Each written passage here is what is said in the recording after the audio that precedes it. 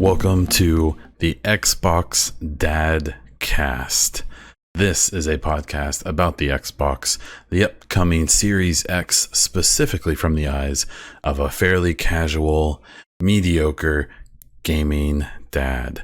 I am Morgan, aka Bon Diesel, and I've spent the last few years focusing on one game, talking all about it, making a podcast for it, streaming it, YouTubing it, doing that thing. And I've said, you know what? Let's diversify a bit. Let's open up the conversation. Let's talk about one of my true gaming loves, the Xbox and consoles in general. So, why do a podcast? We're going to talk about that and who I am and where I come from. And then we're going to talk about some Xbox news. Most episodes will focus on news and speculation for the Xbox Series X as we learn more and lead up to the release. We'll also compare it to the PlayStation 5 with information that we have about that. This isn't meant to be a toxic thing. I'll probably make a joke here and there. Definitely throw out some opinions. This isn't a console wars thing. I'm tired of that. I know that it's impossible to ignore, but we will do our best. So, why do this podcast? I wanted to explore a new topic. Most people who listen to this, at least at first, will know me from my coverage of The Division and The Division 2 game by Ubisoft. I started 3-ish years ago getting involved in that community, starting off with screenshots and build video or build pictures actually for the game. That moved into streaming and doing a podcast, which I, as of today, am on episode 105 with. I've gotten to do a lot of really cool things, being involved in that game and making content for it. I've gotten to go to E3. I've gotten to go to a pre-release event in San Francisco, and I've gotten to know a bunch of really cool developers and people involved in the gaming world, all the way from Fortnite to Borderlands to Rainbow Six to all of the Ubisoft properties in some capacity, and especially Division.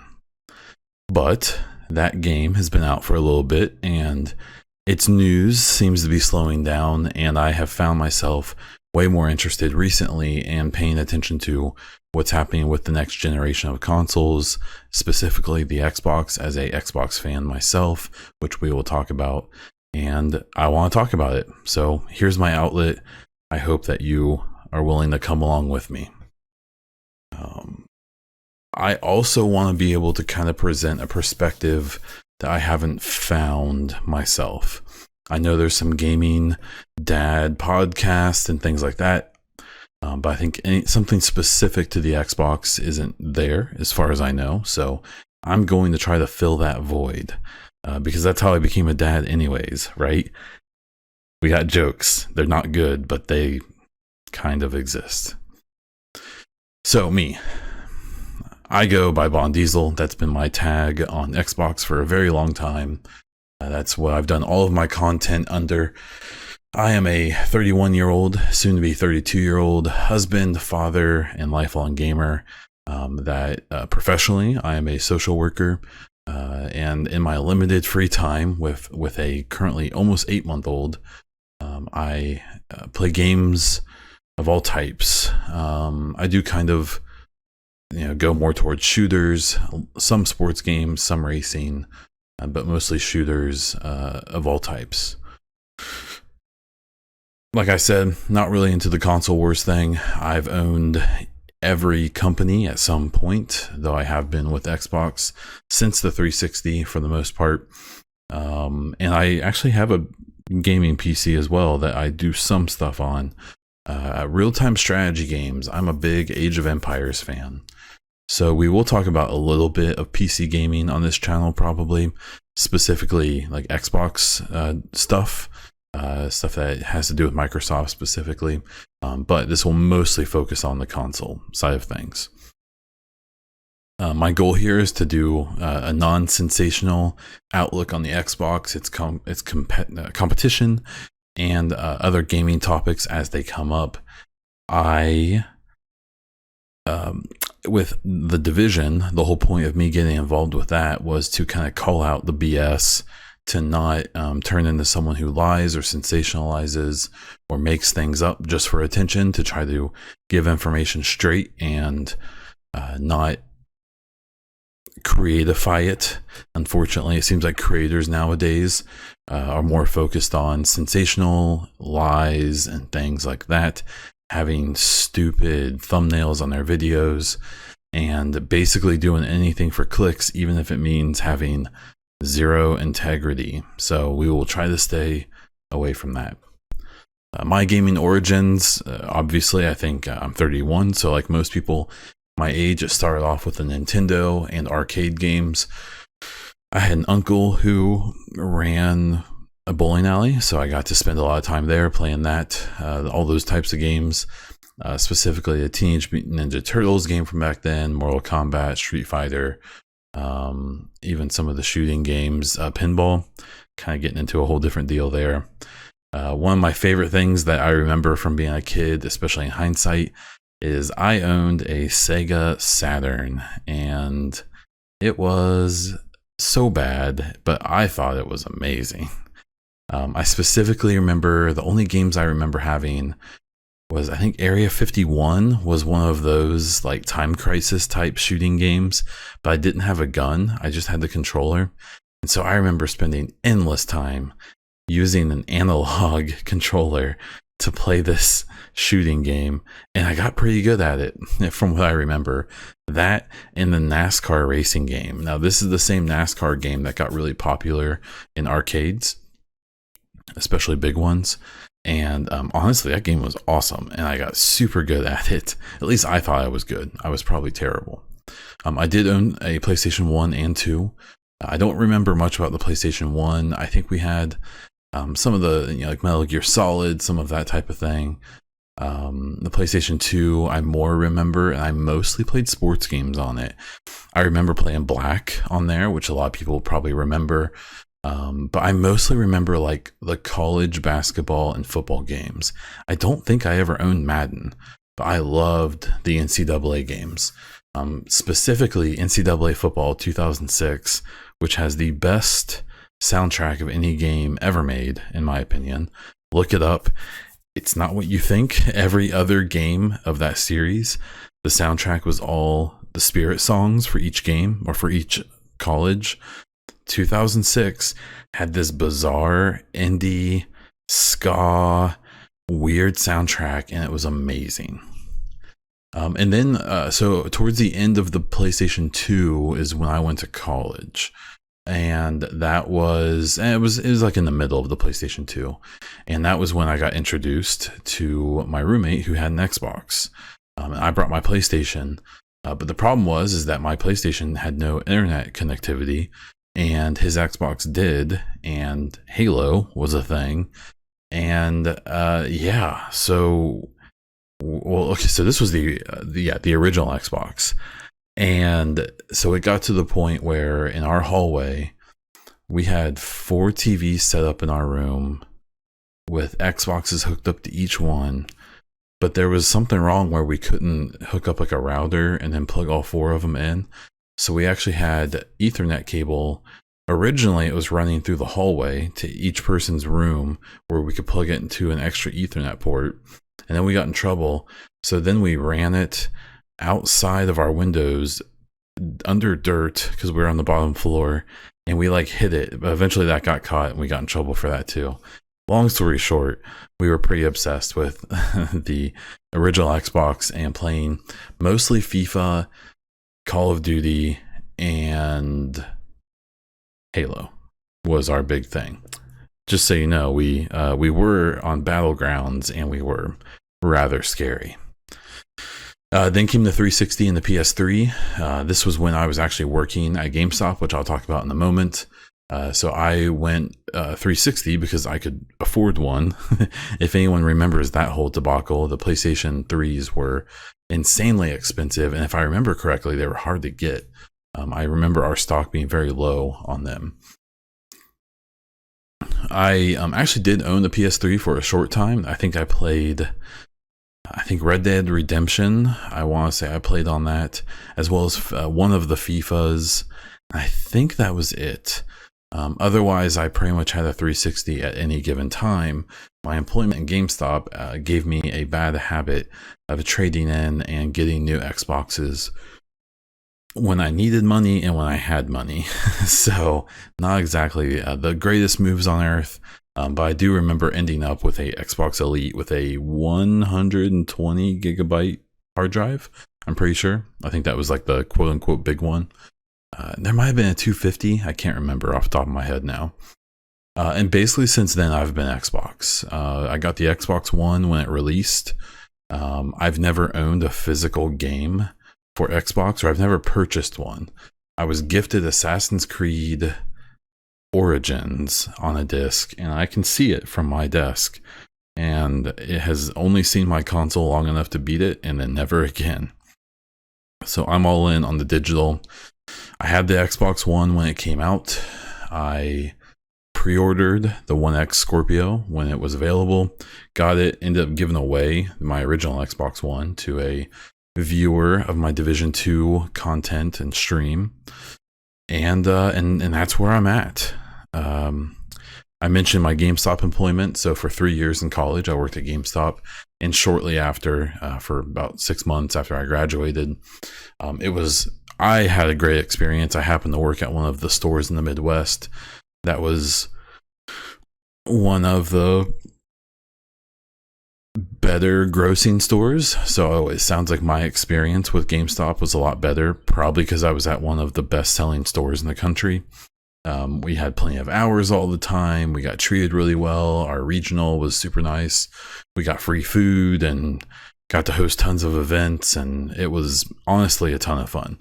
Now, it came with most of the GameStop complaints that people have. The memorized phone call greeting you had to do whenever you picked up the phone, the forcing or pushing subscriptions and pre-orders on every single customer who walked up. I ended up being a third key, which is like a below the assistant manager, but above a regular game advisor, the GA. And I ended up working at a couple different stores, but mostly worked at the one near my college. And it was a really fun job, and it really got me into a more serious outlook on the gaming industry, because I started seeing things from like the other side, for better and worse. But that's in my history. I haven't worked at GameStop since 2010. I want to say I maybe worked a little bit in 2011. After I left, I worked a few releases for them and helped out. And then after a couple of those, I realized that I was just a body. I wasn't helping. So I left. And then I moved on. I remember making a few videos and stuff for like Call of Duty Modern Warfare 2 and things like that. But I never really got into content creation, if I have to be totally honest. I actually thought that podcasts and streaming and all of that, even Twitter and most social media, was really stupid until about 2006, 2007, or no, 16, 17, when I got involved with The Division. It was a game I was looking forward to for years. And most people remember that it had a 3 or 4 year development cycle where, some things happen that they probably wish wouldn't have. Well, you can listen to my other podcast, the EchoCast, if you want to hear about Division 2. But getting involved in that community, starting to stream, starting to do a podcast, getting to know devs and community managers and people fairly high up in the company was really cool. And it got me into the 2018 E3 conference as a Ubisoft star player. It's a program they have where they take people to E3 for free. I got paid everything. We stayed in the hotel from Die Hard, which was the nicest hotel I've ever stayed in my entire life. We got early access to the show floor, all 3 days. Got access to a thing called the Ubisoft Lounge, which is the off-site Ubisoft stronghold, where they had lots of creators there. They had all of us. They had developers from all their different games were there, hanging out, eating food, drinking. It was super fun. Yeah, E3 was awesome. E3 was a lot of fun. We went to the Santa Monica Pier. We did all kinds of crazy stuff. And that was kind of my big accomplishment, I think. I also got invited about a month before Division 2 released. I got invited to San Francisco to get the scoop on with a bunch of other big YouTubers, like people who matter, not me. I was way out of my element at this event, but it was awesome. And I got to see the game. I got to see things about Division 2 weeks before anyone else did. On top of that, I've been streaming for a few years on Twitch. It's twitch.tv/BondDiesel. I'm actually currently on a bit of a hiatus. This whole COVID-19 thing has messed up my schedule. We have a little one, and my wife is a teacher, so she's been teaching from home. So on top of my work and hers and the baby and, the pandemic, streaming's been a bit tough, but it's something I enjoy doing, and I'm sure I'll get back on it soon. And this podcast I'm doing because my other podcast, which I deem to be very successful, is all about Division 2, and things with Division 2 are here slow right now. So like I said at the top, figure we'd jump in and do this. And that's everything about me. So let's get into what this whole podcast is supposed to be about. The Xbox Series X. In this part of the show, we're going to talk about the Xbox news from the last week. The big piece of news recently was the most recent Xbox Insider show, which was done in kind of a special way. It was done from everyone's home, and they showed us a few things. So the Grounded trailer that's being made by Obsidian came out. I think it looks really cool. It's the Honey, I Shrunk the Kids video game that is going to have you. It seems like you don't know why you are miniature, but you're going to be in a yard and you're going to be trying to survive. And it seems like it's going to be kind of like a Fortnite-ish game where you have to build like a home base. You have to fight off the flora and fauna. And then in this trailer, they kind of dropped a hint that there's like maybe aliens or some type of nefarious force involved. They haven't said much more than that. I will say my initial reaction to this game was kind of just like, why? But as time is going on, I am remembering that it's Obsidian. And I think it could be really, really cool. And I'm excited to see what comes of this. And I would love for this to be a game that ends up being surprisingly one of the games where people are like, yeah, you need an Xbox because this Grounded game is awesome. But we'll have to wait and see. They talked a bit more about the Series X tech. They talked about ray tracing, which is something that from a PC side of things, I have a almost brand new PC and I can't do ray tracing. So the idea that I'm going to get to buy a console that is going to be about the price of not even a good, but like a decent video card that's going to give me ray tracing is exciting. I do plan on still upgrading my little PC over here and keeping it up to date, but the idea of having ray tracing from a little box that is pretty price effective is really exciting. They talked a lot about the audio tech. I thought that was a cool thing to drop. They've talked a bit about that. So if you don't know, so what ray tracing is visually is the game being able to in real time show reflections and like light glow, and it's basically like real-time lighting, which in a lot of video games, even modern games, don't all have real-time lighting. They have like pre-set up lighting, but it's not it can't just adjust on the fly, but ray tracing can. It does it all on its own. What's interesting about what they've talked about with Xbox is that they can use that same technology literally how things bounce off of walls in various environments and things like that for the audio as well. So there's going to be a 3D audio capability that's native, that's in the game, it's in the hardware, so it can take that load off of the game. And while the PlayStation is, they, in that conference that they had recently, they spent a lot of time talking about their audio stuff. I think that what we may end up finding is that the Xbox Series X is going to be just as impressive from an audio perspective, even if they aren't going to hype it up quite as much. And they talked about the storage options, which has been a pretty controversial thing. We'll talk about it more in another segment.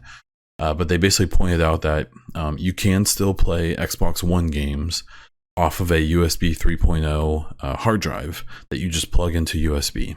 That will still work.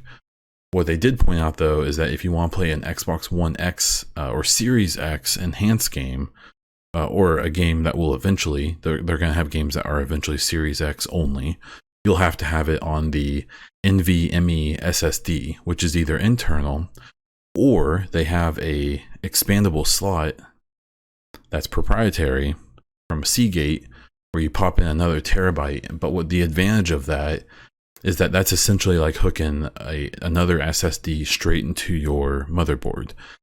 You get a loss of speed even with an SSD by using USB and plugging it into a USB port. It's just limited because of the USB speed limitations. But SSDs, especially NVMe ones, are way faster. And my PC has an NVMe that I have my games and my operating system on. And literally restarting my computer takes like, not even 30 seconds, maybe 20, 15. It's crazy. And we have two laptops that have SSDs, and they aren't even NVMEs, and they just load up so fast. But we'll talk about some of that in a bit. They did talk about some game bar updates on Windows 10, so it integrates into peripherals a bit better, so it can control some more things. I don't use the Xbox game bar quite yet on my Windows 10 PC, but I am interested in checking it out a bit more. And then they talked about how Game Pass is now available in Korea and Japan.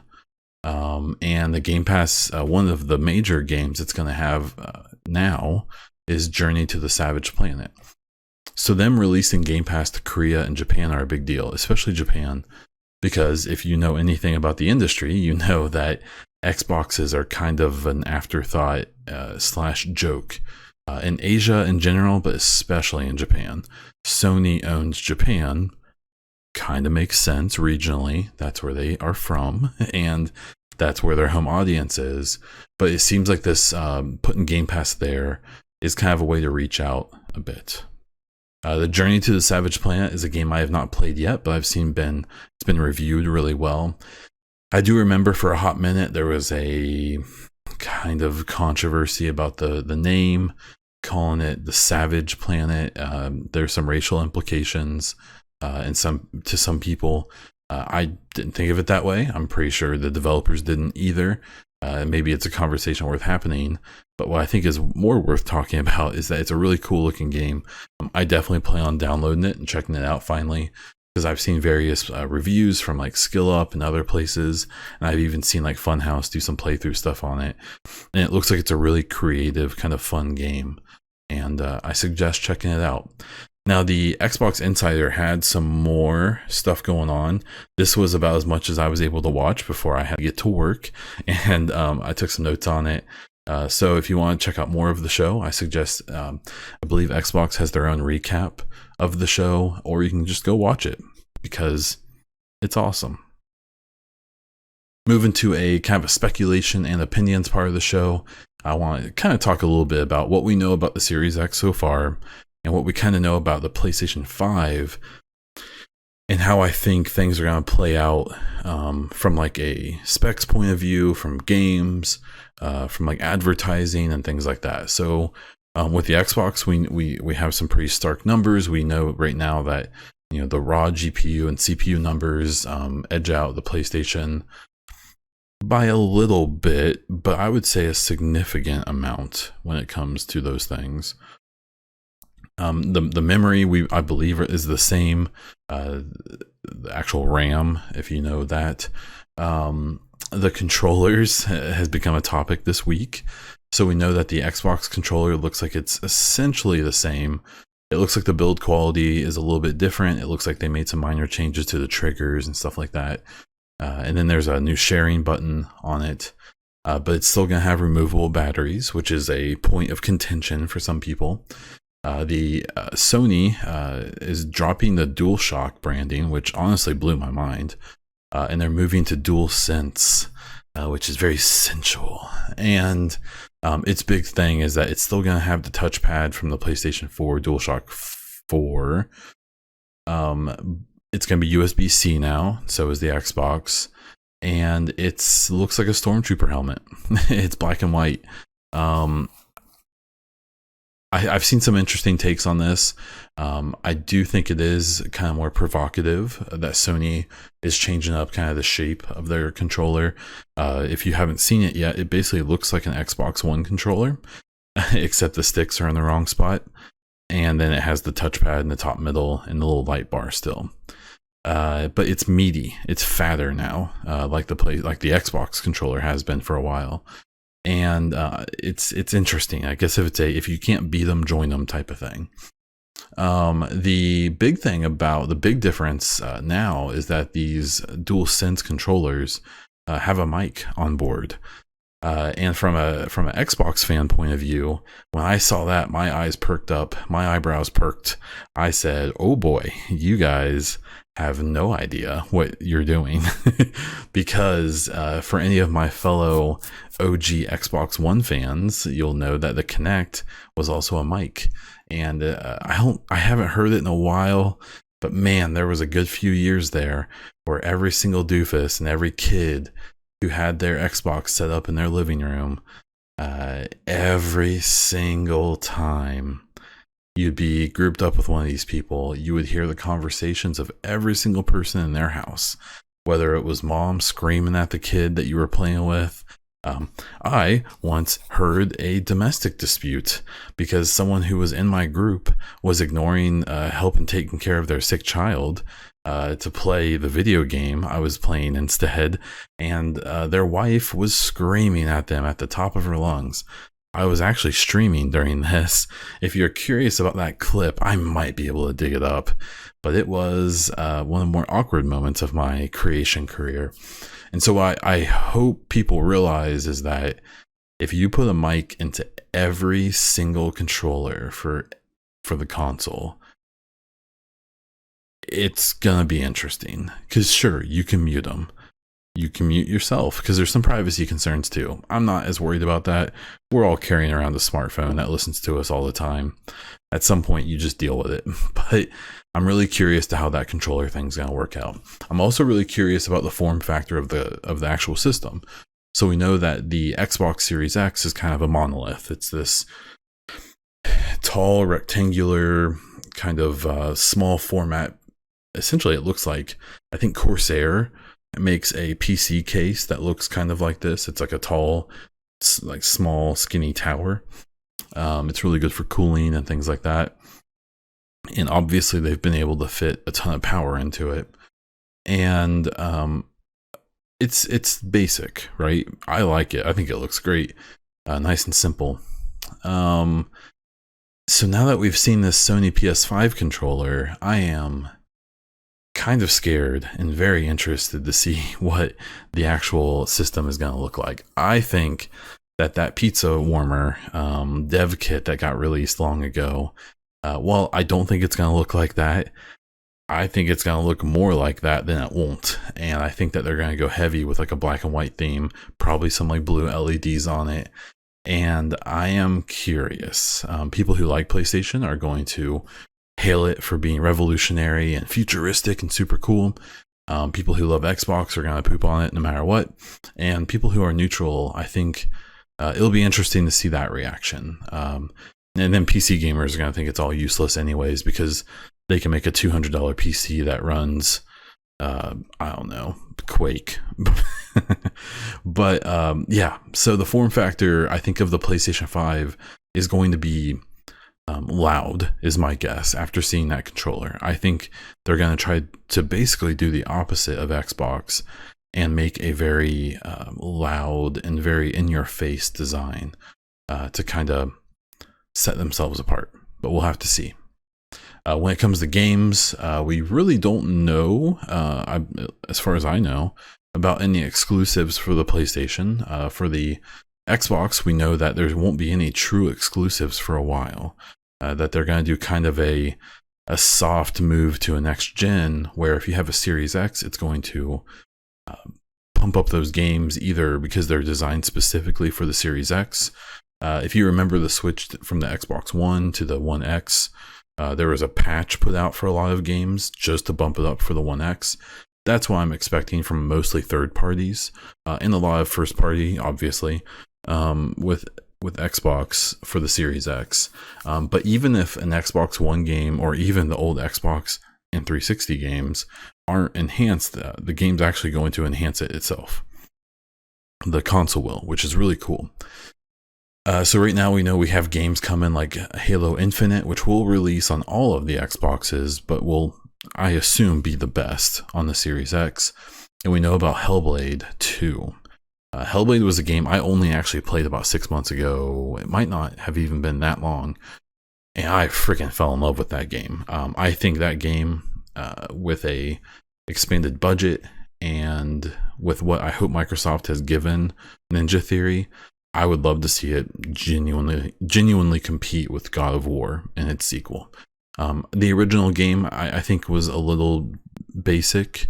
The combat and the weapons and a lot of stuff. But from a storytelling perspective, that Ninja Theory knows how to tell such an intimate, such a really meaningful story.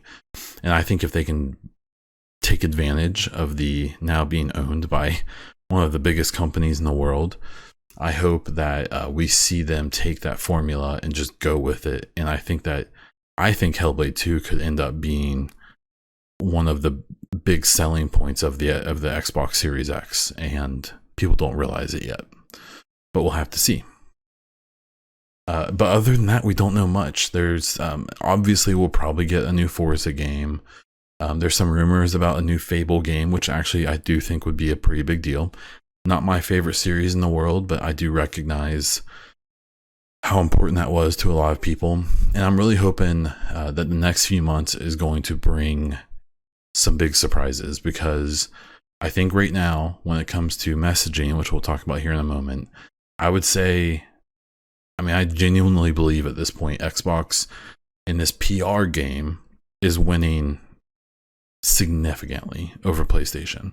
Now, PlayStation literally has sold twice as many PS4s than Xbox sold of Xbox Ones. So at the end of the day, their margin for error is gigantic, and they can take their sweet time and they can be cocky, and it seems like they are pretty cocky about what they have, and that's not a bad thing. So what I'm really looking for is for Xbox to kind of really drive in the knife and say like, hey, we're here this time, after what was kind of the disaster of the Xbox One, at least in the first couple years. And if they can drop some games that are genuinely exciting, revamping or bringing back some old favorites, hopefully dropping some really cool new games that we've never really heard of before. They've been touting these 16 studios for so long that now we need to really see some stuff come from it. But we'll have to wait and see. When it comes to the PlayStation 5, I think what's interesting and isn't talked about much is other than the Tsushima, most of the games that are coming for them, or that are assumed to be coming, are all sequels. God of War, Horizon, which is not a bad thing. Those are great games, Last of Us. But there is something I think that's always been kind of stuck in my craw about PlayStation is they have these amazing first-party games that are exclusive to them. Big-time system sellers. That's awesome. The problem is that basically all of them are 15, 20-hour experiences that most people only will play through once and never touch again. And I think when you have Xbox that has an exclusive, something like Halo, which is a single player, co-op, and multiplayer game that's, hopefully can be its big dog again. I think that you see the difference between a company who's kind of resting on its laurels and Sony of just kind of providing the same experience that people obviously really enjoy. And hopefully we see a company in Microsoft Xbox who wants to push it a little bit, who wants to give us some really great 15, 20-hour stories, but wants to give us more than that as well. And then when it comes to messaging, I think Xbox is just blowing them out of the water. The Game Awards revealing the system, the various different things they've been dropping, the way that they've dropped the specs and shown all of that stuff, I think has been masterful. I think Phil Spencer being on so many interviews and talking to so many people and being so open and frank, talking about how terrible the Xbox One launch was and how they don't want to do that again. The two things I think we have left to know about the Xbox Series X is price and games. And I think the price is going to wait a while because I think that they're going to wait for Sony. Then Sony had a few articles released last year talking a little bit about the PlayStation 5. And then they had this just mess of a presentation that, yes, I know it was for GDC, but no one forced them to release it. And it got touted as being something that it wasn't. It was a really good amount of information. But what I thought was kind of interesting about it is it was very cleverly worded. I think that they really hyped up the audio stuff probably more than it probably should be. I think that's a thing that 95% of people don't really care that much about. And I thought that the way they presented the specs was kind of interesting as well, in that it kind of sounded like they were talking about the specs in the sense of them at their max operating capacity, which they can't do 24/7. Where I feel like the Xbox made it pretty clear that they were giving us base specs and then saying that, the system can ramp up for moments as it's needed to. And what I think we may find out is that the disparity in the technical power of these systems is actually probably bigger than it looks like right now. The one thing that they did push in very clearly, which they should, is that it looks like the SSD that's going to be in the Sony system is going to be about twice as fast as the SSD for the Xbox Series X. What I think people need to take a reality check is that just because there may be diminishing returns there. So if something takes 30 seconds to load on the Series X, it doesn't necessarily mean it's going to take 15 seconds to load on the PlayStation 5. It may, but it probably won't. And it definitely probably won't in games like third-party games. So like Division 2, which I'm familiar with, I have to assume that they won't make it faster on one system. They'll probably take the slowest and make it about even. And what I'm really curious about is that PlayStation really pushed the idea that you can just buy an SSD off the shelf and replace it, where with the Xbox, you have to buy the proprietary Seagate little chip that you pop in. But what I don't think people realize is that the SSD that Sony described isn't even for sale publicly yet, and it very well may be more expensive and even twice as expensive as the PlayStation might be when those hard drives initially release. Now they do go cheaper, but I think what's going to be interesting about that is that there's just going to be so many approved SSDs for the PlayStation 5. So you're going to have to run into that issue of making sure you buy one that's approved. And then I think cost is going to be a huge factor with these, at least for a while. Where I think with the Xbox Series X, we know there's going to be a chip. You buy it from Xbox, it's probably going to be, well, see, here's the thing. It's probably going to be expensive. I'm going to guess for 1 terabyte, you're going to be looking at $150 is my guess, because of the type of technology. Maybe 200, but the fact that it is proprietary, they might be able to get the cost down on it, and it may end up being a better deal. Now, I get the whole idea that nothing's ever better than buying it yourself.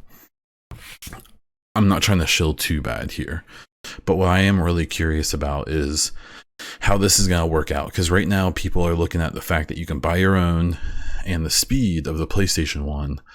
But I have a feeling that in the long run, or maybe like the medium run, we're gonna find that it wasn't really better and it was actually worse. But we'll have to see. I'll take my shill goggles off.